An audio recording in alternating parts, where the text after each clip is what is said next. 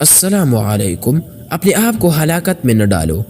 مولانا رومی کی ایک حکایت جو موجودہ حالات پر صادق آتی ہے، فرماتے ہیں ایک شخص طوفان کی آمد کے پیش نظر ایک درخت کے نیچے پناہ لیے کھڑا تھا۔ ایک دوسرا شخص پاس سے گزرا تو اس نے کہا، میاں جب طوفان آتا ہے تو بجلی گرنے کا امکان درختوں پر زیادہ ہوتا ہے، اس لیے یہاں سے ہٹ جاؤ۔ اس شخص نے جواب دیا کہ میرا رب مالک ہے۔ اس کے بعد ایک دوسرا شخص گزرا، اس نے بھی یہی نصیحت کی تو درخت تلے کھڑے شخص نے پھر یہی جواب دیا۔ آخر ایک تیسرا بندہ گزرا اور اس نے یہی کہا، اور اس آدمی کا پھر یہی جواب تھا کہ اللہ مالک ہے۔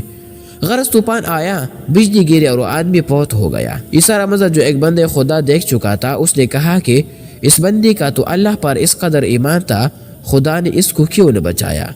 مولانا روم فرماتے ہیں کہ وہ 3 بندے اللہ نے ہی بھیجے تھے کہ بچ جاؤ، مگر اس شخص نے نہ مان کر خود اپنی تباہی کی۔